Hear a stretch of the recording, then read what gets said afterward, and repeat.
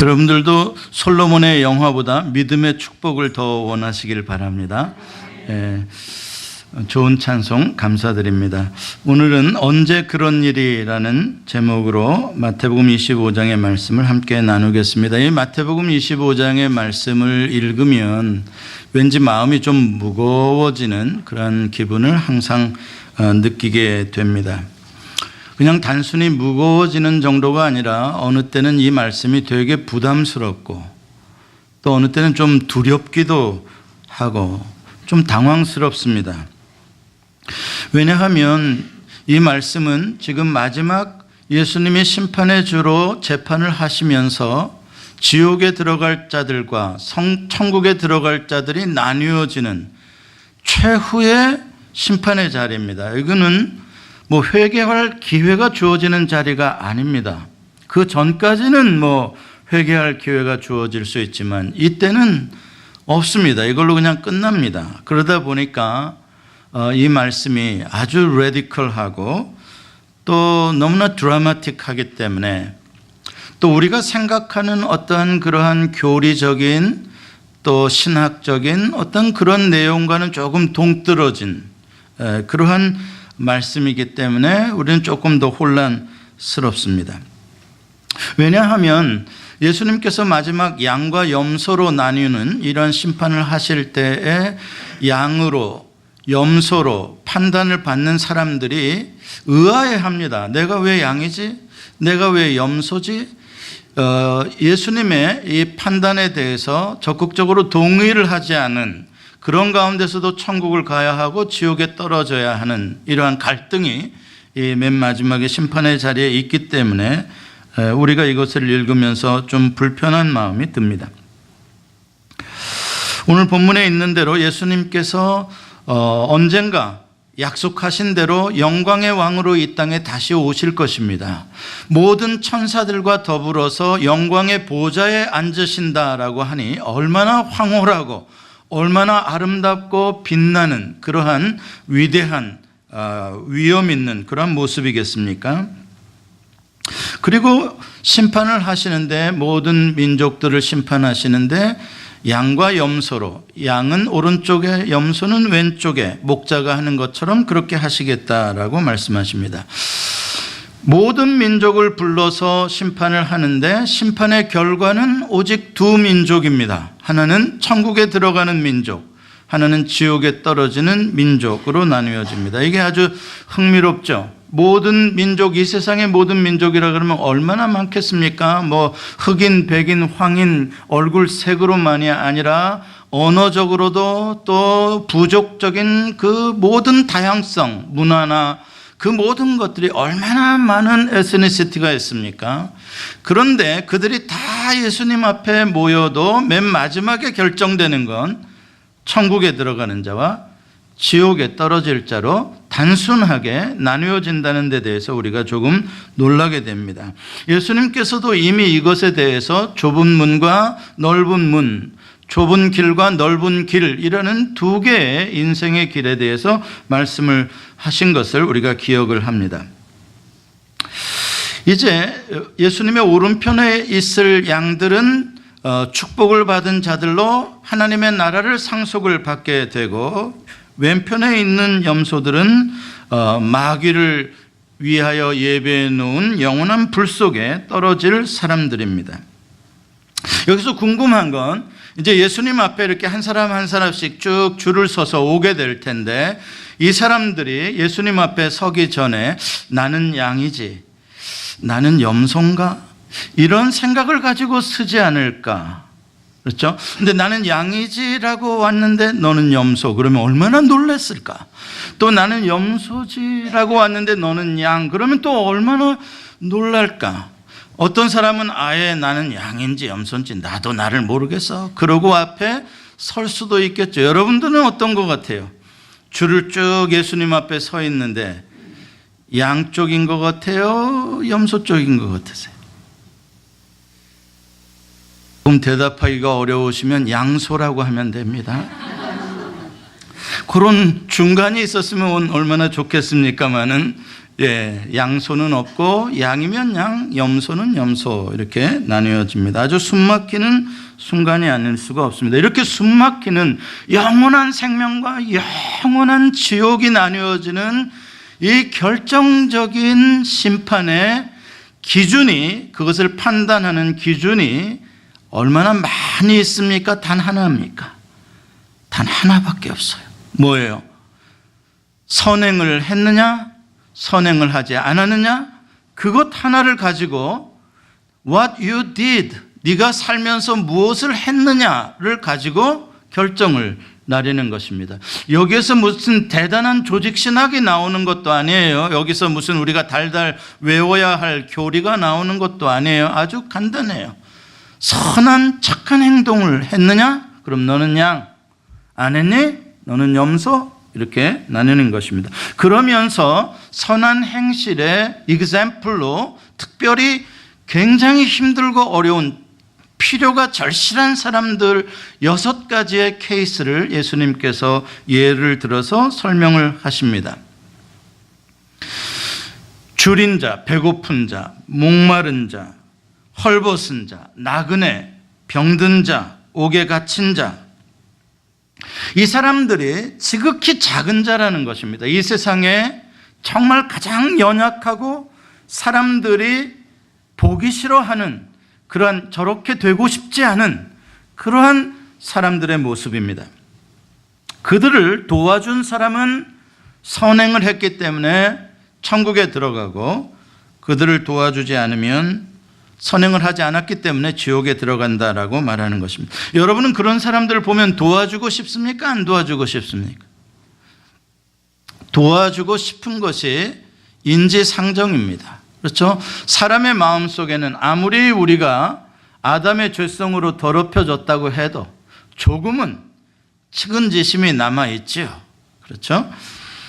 그래서 예수 믿지 않은 사람들도, 그냥 세상 사람들도, 아니 다른 종교를 가지고 있는 사람들도 이렇게 헐벗고 굶주리고 목마르고 아프고 이런 사회적인 약자들을 위해서 선행을 하고 구제를 하는 것들을 우리가 보게 됩니다. 월드비전이라는 단체에도 예수 믿는 사람들만 후원하는 게 아닙니다. 예수 안 믿는 많은 사람들도 후원을 해서 자연재해나 여러 가지 어려운 가운데 있는 지구상의 사람들을 도와주고 있습니다. 컴패션과 같은 그러한 단체들을 통해서도 어려운 이웃들을 많이 돕고 있습니다. 이렇게 국가는 국가대로, 사회단체들은 사회단체대로 이러한 구제 활동들을 많이 하고 있는 모습을 보게 됩니다. 그렇다면 그들도 다 양이란 말인가? 예수님께서 심판하실 때 오른쪽에 세우시고 천국에 들어가게 해주실까? 예수를 믿지 않아도, 십자가가 뭔지도 몰라도, 예수님의 부활도 모르고 재림도 모르고 하나님의 나라가 뭔지도 몰라도, 그래도 그들은 가난한 자들을 구제했기 때문에, 지극히 작은 자들을 선행했기 때문에 천국에 들어갈 수 있을까? 아니면 반대로 예수를 믿는다고 하고 십자가의 도가 뭐라고 아주 강의를 하고 교리가 어떻고 신학이 어떻고를 잘 아는 사람인데 그런 사람들을 무시하고 돌보지 않았으면 그러면 지옥에 들어간다는 말인가? 그렇다면 사도 바울이 로마서에서 행함으로 의롭다함을 얻을 육체가 없나니 하나도 없다라고 선포한 건 무엇인가? 우리는 오직 믿음으로 말미암아 은혜로 구원을 얻는다고 로마서에서 그렇게 강조한 것은 무엇인가? 왜 예수님께서는 마지막 심판의 자리에서 네가 나를 믿느냐라고 묻지를 않으시는가? 네가 십자가의 도가 무엇인지 한번 대답해 보라고 질문하지 아니하시는가? 너는 예수 믿을 때 성령을 받았니? 성령의 신비한 능력을 해봤니? 방언을 해봤니? 귀신을 쫓아봤니? 왜 그런 거를 묻지 않으시는가? 너는 예배에 빠지지 않고 참석했었니? 종교적인 활동에 열심을 다했었니? 왜 이런 거는 하나도 안 물어보시는가? 그리고 오직 한 가지만, 무슨 배고픈 사람, 목마른 사람, 병든 사람, 갇힌 사람, 이런 사람들을 돌봐줬냐 안 좋았냐, 이거 하나만 물으시고 그걸로 그냥 결판을 내리시는가?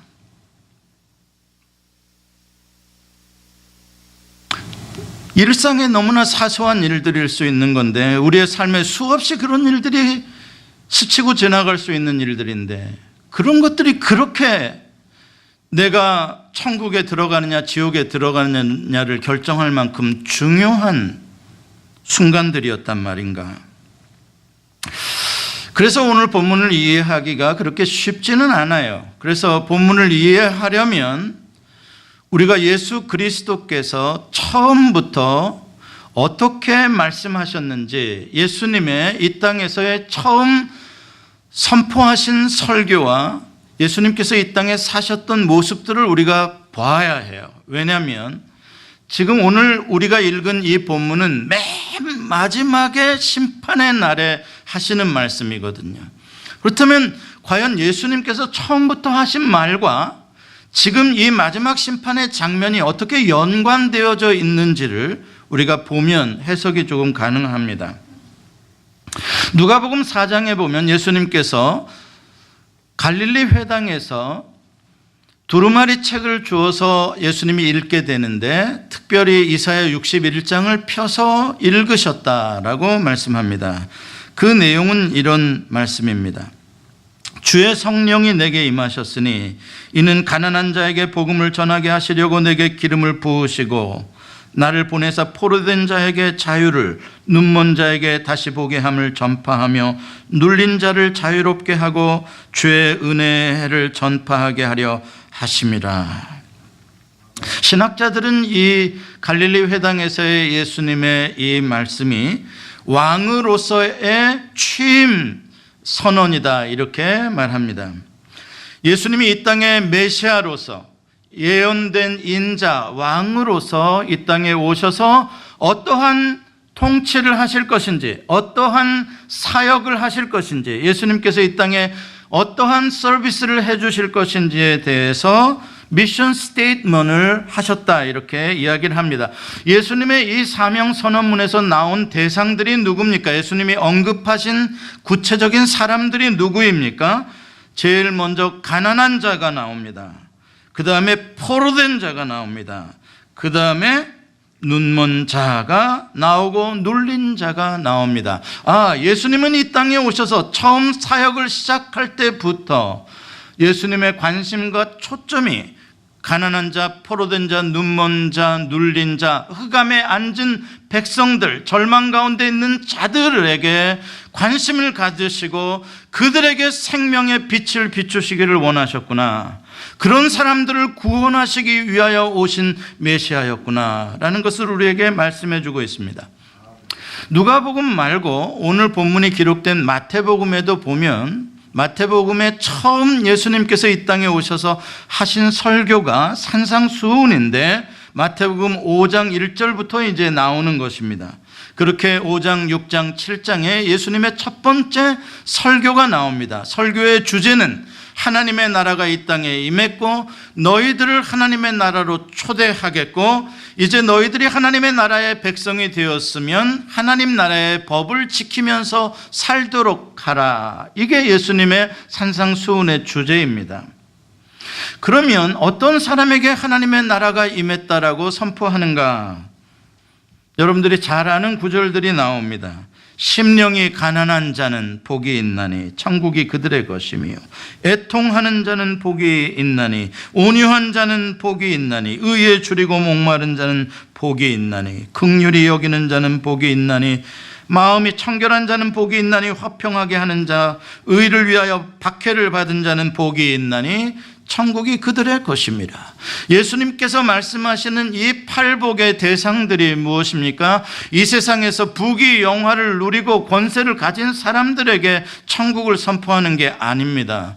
예수님은 처음부터도 나사렛 회당에서 이사야 61장의 말씀이 오늘 너희에게 응했다라고 선언하실 때부터도 예수님의 관심은 애통하는 자, 아프며 외로우며 근심하며 이 세상에 힘을 가진 자, 돈을 가진 자, 권세를 가진 자들에게 억눌리는 자, 그러한 사람들에게 하나님의 나라가 임하는 그러한 메시지를 전하고 계십니다. 자, 보십시오. 예수님의 첫 번째 설교나 예수님의 사명 선언문이 정확하게 마지막 날 예수님께서 양과 염소를 구별할 때에 어떤 사람들에게 관심을 너희들이 가졌느냐라고 할 때 그 사람들과 똑같이 반복되는, 똑같이 중복되는 사람들이라는 것을 알 수가 있습니다. 예수님의 마지막 심판의 장면은 전혀 우리가 예상하지도 못하는 엉뚱한 질문을 던지시고 평가를 하시는 게 아니라는 말입니다. 예수님께서 이 땅에 오셔서 처음부터 우리에게 답을 가르쳐 주셨고, 이러한 일을 하겠다고 예수님이 말씀하셨고, 예수님 그렇게 사셨고, 고아와 과부와 나그네와 외로운 자들과 죄인들의 친구로 예수님 그렇게 사셨고, 배고픈 자들에게 보리떡과 물고기로 먹을 것을 주었고, 병든 자들을 낫게 해주셨고, 그리고 예수님께서 떠나실 때에도 제자들에게 그렇게 살라고 말씀하고 가신 그대로 맨 마지막 날에도 그 기준으로 심판을 하고 계시다는 것입니다. 산상수훈에서는 계속해서 이렇게 말씀하십니다. 이 팔복이 끝나자마자 주님이 하시는 말씀입니다. 이같이 너희 빛이 사람 앞에 비치게 하여 그들로 너희 착한 행실을 보고 하늘에 계신 너희 아버지께 영광을 돌리게 하라. 천국 복음을 받은 백성이 바로 어떻게 살아야 하는지에 대해서 말씀하고 있는 거예요. 이같이 너희 빛이 사람 앞에 비치게 하여, 이건 우리의 행함입니다. 착한 행실을 보고 세상 사람들이, 하나님 나라에 들어오지 못한 사람들이, 아니 하나님 나라에 들어온 사람들도 포함해서 하나님 아버지께 영광을 돌리게 하는 삶, 그게 바로 천국 백성의 삶이라고 말씀을 하십니다. 하나님 나라의 백성이라면, 하나님 나라의 자녀라면 세상에서 가장 작은 자, 가난한 자, 애통하는 자, 긍휼을 기다리는 자들에게 착한 행실을 행함으로 말미암아 하나님의 복음의 빛을 비추는 것입니다. 이어서 계속해서 예수님은 이렇게 말씀하십니다. 네게 구하는 자에게 주며 너에게 꾸고자 하는 자에게 거절하지 말라. 너는 구제할 때 오른손이 하는 것을 왼손이 모르게 하여 내 구제함을 은밀하게 하라. 은밀한 중에 보시는 너의 아버지께서 갚으시리라. 주님은 은밀한 중에 행한 우리의 모든 사소한 행실을 다 보셨고 마지막 날에 그것대로 심판을 하고 계십니다. 오직 너희를 위하여 보물을 하늘에 쌓아두라. 거기는 좀이나 동록이 해하지 못하며 도둑이 구멍을 뚫지도 못하고 도둑질도 못하느니라. 네 보물이 있는 그곳에 네 마음도 있느니라. 이 산상수훈의 마지막 설교는 이렇게 끝납니다.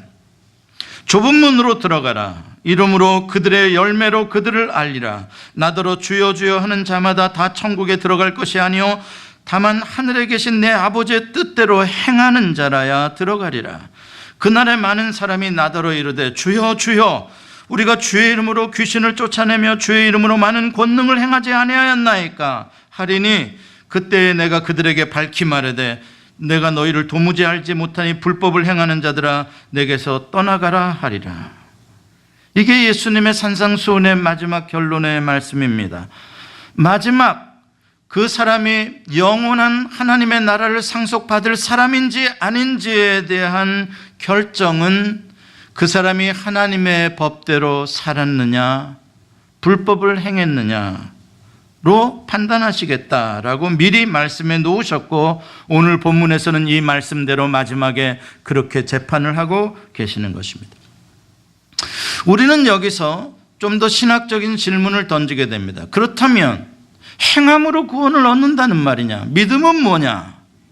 여기에서 우리는 예수님께서 말씀하고 가르쳐 주시는 믿음의 정의를 바르게 알아야 합니다. 예수님께서는 지금 믿음을 말씀하고 계시는 겁니다. 무슨 뜻입니까? 네가 믿고 하나님의 백성이 되었다면, 네가 하나님의 의의 나무가 되었다면 의의 나무에서 의의 열매가 맺혀지는 게 당연하다는 것입니다. 그러니까 예수님께서는 지금 행함이냐 믿음이냐를 말씀하시는 본문이 아니라 본문에서는 믿음으로 너희들이 살한 그 열매를 가지고 네가 진짜 믿었는지 가짜로 입으로만 믿었는지를 판단하는 열매를 보시겠다라고 하시는 말씀입니다. 그러니까 진짜 믿음이냐 가짜 믿음이냐를 보겠다는 뜻이죠. 하나님 나라의 법은 무엇입니까? 예수님께서 말씀하셨습니다. 마음을 다하고 뜻을 다하고 내 목숨을 다하여 내 하나님을 사랑하고 내 이웃을 내 몸과 같이 사랑하라.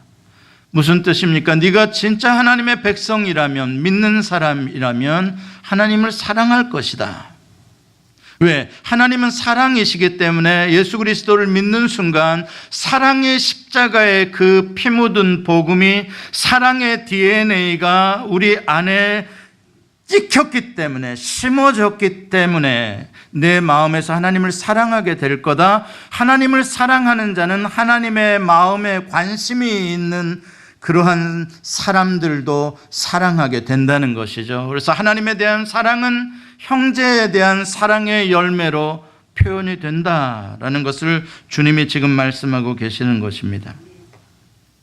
예수님께서 비유로 말씀하신 것들 가운데 하나가 거지 나사로에 대한 비유의 이야기입니다. 거지 나사로라는 사람이 병들고 가난해서 한 부잣집 대문 앞에 앉아서 아파하는데, 그 부자는 아주 큰 부자입니다. 늘 연회를 베풀고, 그리고 자기는 아주 수입산 고급 채색 옷을 입고 아주 그야말로 럭셔리 그러한 삶을 삽니다. 그런데 이 가난한 사람은 죽어서 아브라함의 품에, 하나님 품에 안겼고, 이 부자는 죽어서 지옥불에 떨어졌습니다. 이 비유에서는 가난한 나사로가 예수를 믿었냐 안 믿었냐라는 이야기 없습니다. 이 비유에서는 부자가 예수를 믿었냐 안 믿었냐, 하나님을 믿었냐 안 믿었냐 이야기가 없습니다. 다만 뭐만 있냐면, 지옥에 떨어진 한 가지 이유라면, 저는 그렇게 럭셔리 삶을 살면서 자기 집 문 앞에 있는 거지 나사로를 돌보지 않았다는 것 하나밖에 없습니다. 지금 주님께서 우리에게 확인하고자 하는 것은 추상적인, 교리적인, 관념적인, 무슨 신학적인 믿음을 논하자는 것이 아니라, 너의 집 대문을 나서서 바로 너와 마주치는 그러한 사람들, 너의 교회에서 아니면 가까운 선교사님들이나 이웃 가운데, 예수를 믿는 자들 가운데 외롭고 힘들고 아프고 가난하고 그런 사람들이 있을 텐데, 그 사람들과의 일상의 삶 속에서 네가 어떠한 태도로 살아가고 있느냐, 아주 일상적인 사소한 구체적인 삶의 작은 부분들에 대해서 예수님께서 질문을 하고 계신 것입니다. 요한복음 14장 23절에 예수님께서 이렇게 말씀하십니다. 사람이 나를 사랑하면 내 말을 지키리니 내 아버지께서 그를 사랑하실 것이요 우리가 그에게 가서 거처를 그와 함께 하리라. 예수님은 언제나 하나님을 사랑하는 자는 하나님의 말씀을 지키며 산다라고 말씀을 하십니다. 요한일서 3장 17절로 18절은 더 구체적으로 이렇게 말씀하십니다. 우리 같이 한번 읽어보겠습니다. 시작. 누가 이 세상의 재물을 가지고 형제의 궁핍함을 보고도 도와줄 마음을 닫으면 하나님의 사랑이 어찌 그 속에 거하겠느냐. 자녀들아, 우리가 말과 혀로만 사랑하지 말고 행함과 진실함으로 하자. 우리가 많이 읽는 그러한 성경 구절인데 잘 보십시다. 누가 이 세상의 재물을 가지고 형제의 궁핍함을 보고도, 그 다음 단어가 굉장히 중요합니다. 형제의 궁핍함을 보고도 그 다음 말이 뭡니까? 도와줄 뭐를? 마음을 닫으면. 잘 보십시오. 굉장히 중요한 겁니다. 주님이 지금 무엇을 보고 계시냐면, 그러한 상황 가운데 네 마음이 지금 닫히냐 열리냐를 보고 계시는 것입니다.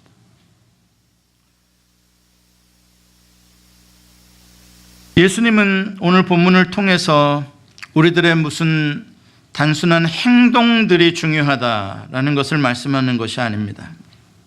물론 행함의 중요성은 두말할 필요가 없죠. 그러나 주님께서 지금 더 중요하게 보시는 것은 그 행동으로 가기 이전의 상황입니다. 그게 무엇이냐면 예수님을 아는 것입니다. 우리가 믿는 하나님을 아는 것입니다. 네가 하나님을 아느냐? 네가 믿는다고 하는 예수님을 아느냐? 그것을 강조하시는 것입니다. 그래서 예수님이 내가 굶주렸고 내가 목말랐고 내가 나그네였고 내가 병들었고 그렇게 예수님이 그랬다라고 말씀을 하시는 것입니다. 그러나 양도 그렇고 염소도 그렇고 그걸 그들은 잘 몰라요. 그냥 사람인 줄만 알았는데, 힘든 어려운 사람인 줄만 알았는데 왜 저 사람들이 예수님입니까? 왜 예수님은 저 사람들입니까? 의아해하죠. 바로 예수님께서 우리에게 오늘 알도록 하시는 게 바로 뭐냐면, 너희들이 내가 누군지 알기를 원하는데 예수님이 우리에게 가르쳐 주시는 진리는 뭐냐면 지극히 작은 자가 곧 나다라는 겁니다. 어려운 내용이 아닙니다. 이 세상에 그런 사람들, 지극히 절실히 무엇인가 생존을 위해서 필요한 사람들, 흑암에 앉은 자들, 절망 가운데 있는 자들, 외롭고 괴롭고 억눌린 자들, 희망이 없는 자들, 그들이 곧 나다. 너희들은 나를 믿는다 하고 내가 부활해서 승천해서 하나님의 영광의 보좌 우편에서 빛나는 모습으로 앉아있는 예수라고 생각하지 말라는 겁니다. 물론 예수님은 거기에 계십니다. 그러나 영적으로는 거기에 계실지 몰라도 또 이 땅에서 예수님은 어떠한 모습으로 이 땅에서 여기 지금 예수님이 계시다는 겁니다. 그런데 어떤 모습으로 계시냐? 지극히 작은 자의 모습으로 이 땅에 있다는 겁니다.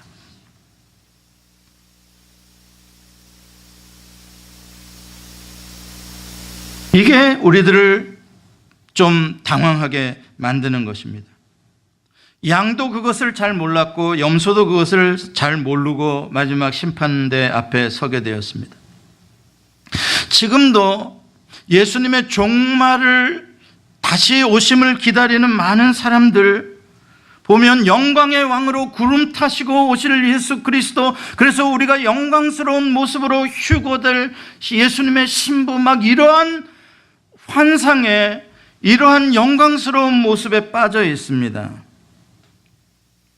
그러느라고 우리는 현실 속에서 보이지 않는 자들, 지극히 가난하고 힘들고 전쟁의 포화 속에서 죽어가고 피 흘리는, 독가스를 마시고 거품을 뿜어내는 어린 아이들에 대해서는 관심이 없습니다. 종말의 주님을 맞이하기 위해서 서로 모여서 방언으로, 통성으로 기도도 하고 두 손을 들고 하늘을 들고 주여 오시옵소서는 하면서도, 그러면서도 주변에 어려운 사람들에겐 관심이 없습니다. 여러분, 지금 예수님께서 이 비유를 해주시는 것은, 이것은 아포칼립틱 드라마 맞습니다. 예수님의 마지막 종말의 심판의 모습 맞습니다. 그러나 이 말씀을 주신 이유는 미래를 위하여 주신 것이 아니라 지금 오늘, 그러기 때문에 마지막 날 이러한 기준으로 심판을 받을 것이기 때문에 오늘 여기서 너희들이 어떻게 살아야 하느냐를 말하고 있는 거예요. 그러니까 정말로 종말을 기다리고 예수님의 재림을 기다리는 종말주의자들이라면, 정말로 그런 사람들이라면 우리 보따리 싸가지고 재산 팔아서 피지인가 발음이 피진가? 그런 대로 지상의 낙원으로 거기 뭐 굶주림도 없을 땅으로 가서 우리들끼리 팜을 만들고 우리들끼리 거기서 배고프지 않고 우리들끼리 거기서 주님 오실 때 살자. 그게 진짜 종말주의가 맞는 겁니까? 아니면 주님이 오실 것이기 때문에 지금 주님이 마지막 순간에라도 구원하고자 하시는, 절망 가운데 있는, 어둠 가운데 있는 외로운 가난한 자들의 속에 들어가서 빛과 소금과 하나님의 사랑을 나누고 베풀라는 것이 주님의 뜻입니까? 여러분, 종말이라는 메시지는 너무나 분명한 거예요. 종말을 느끼면 느낄수록, 예수님의 재림과 마지막 심판을 알면 알수록 우리들의 삶은 어디로 더 가까워져야 하느냐? 가난하고 힘들고 어렵고 괴로운 자들 속에 우리가 가까워져야 되는 거예요. 그게 종말을 준비하는 삶이요.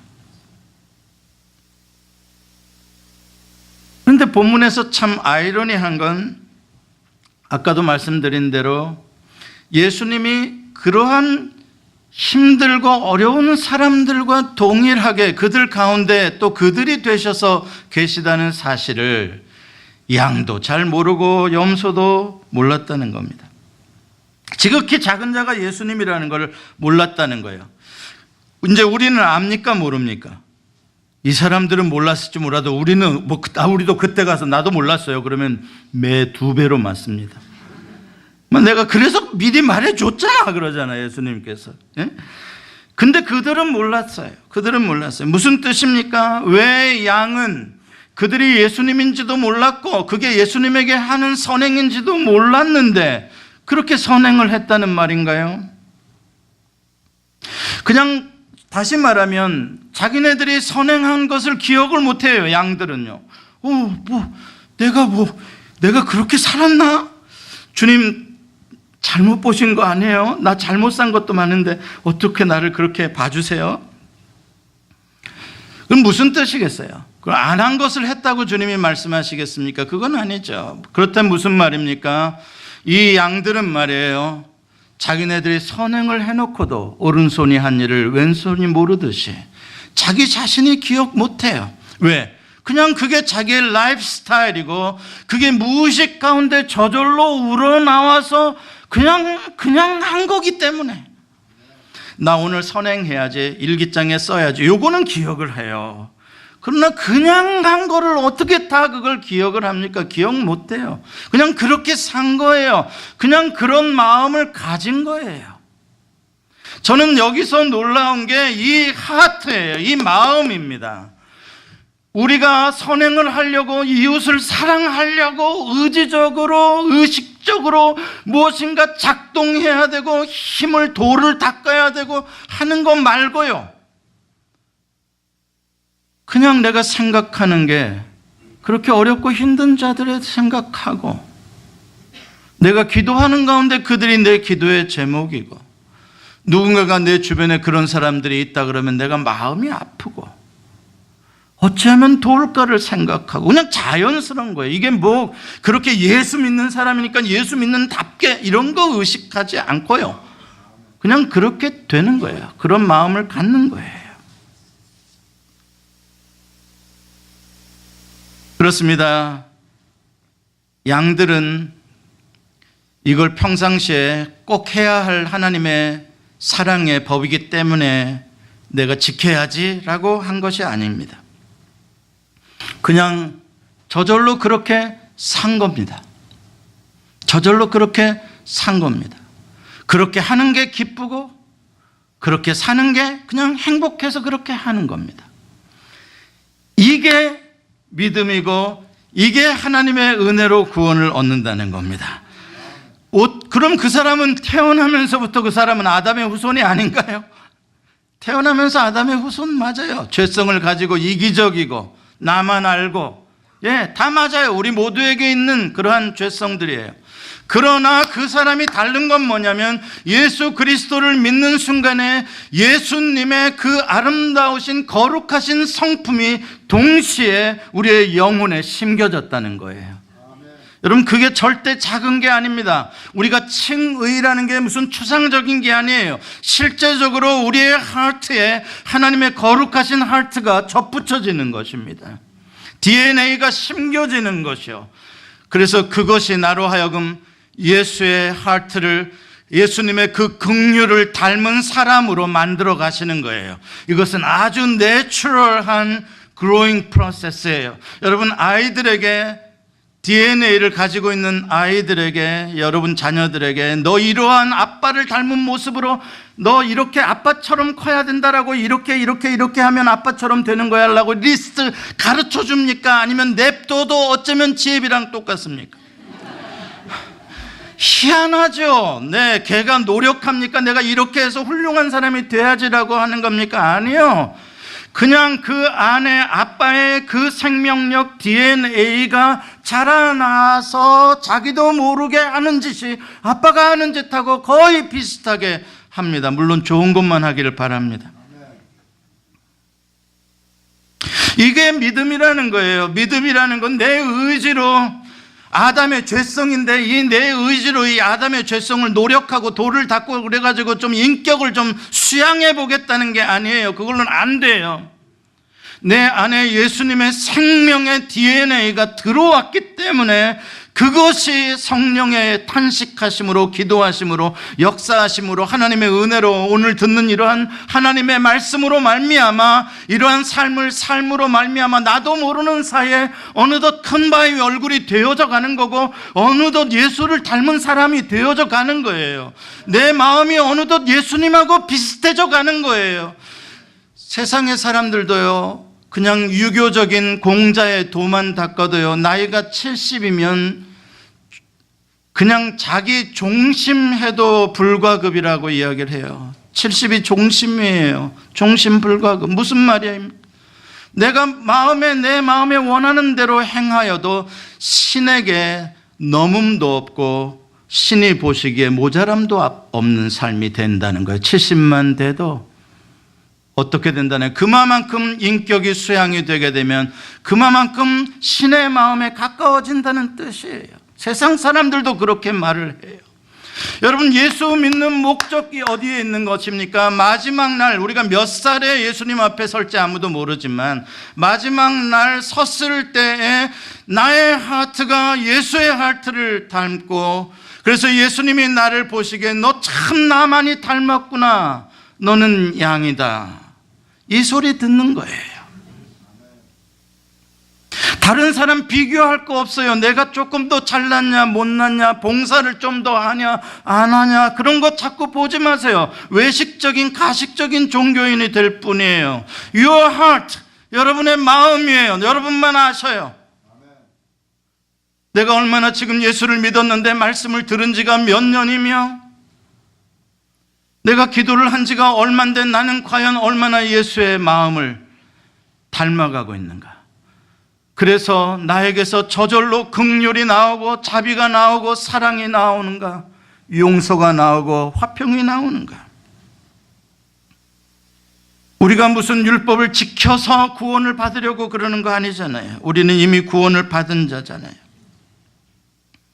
하나님을 진짜 바르게 알고 믿는 자라면 자연스럽게 내 안에 십자가의 피로 해주신 이 클로닝, 나를 작은 예수로 만들어 주시는 예수님의 DNA의 클로닝, 이 십자가의 사랑의 피가 내 안에서 아담의 더러운 피를 바꾸고 이기는 거예요.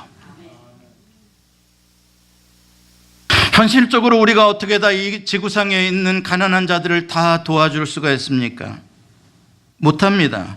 어느 때는 내 주머니를 털어서 돕기도 하지만 어느 때는 돕지 못할 때도 참 많이 있어요. 그래서 돕고 싶은 마음이 있어도 못 본 척하고 돌아설 때도 있어요. 그런 것 하나를 일일이 다 기록해서 하나님이 지금 심판하시겠다는 겁니까? 그렇지 않아요. 그렇다면 하나님 판단하시기 어려울 거예요. 왜? 우리가 착한 일 할 때도 있고 못할 때도 있으니까요. 그걸 보자고 하는 거 아니에요.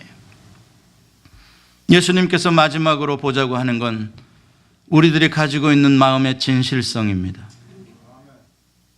그것은 가능하잖아요. 진실한 마음인지 사악한 마음인지, 아담의 죄성을 빼닮은 그 마음으로 여전히 남아있는지, 아니면 예수님의 거룩한 하나님의 성품을 닮은 자녀로 변화된 마음인지, 그거는 분명하잖아요.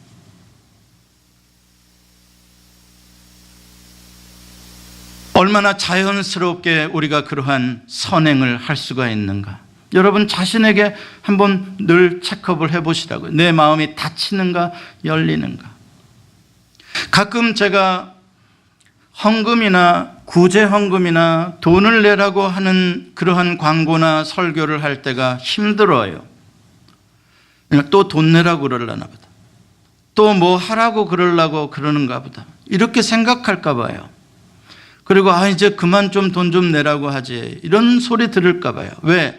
지금 노이로제 됐거든요. 한국 교회는 맨날 돈만 내라 그런다. 목사는 돈만 밝힌다. 이게 노이로제가 됐기 때문에 그런 소리를 안 하면 세련된 목사가 되는 거고, 그런 소리를 하면 너도 똑같이 속물이구나, 이런 평가를 들어요.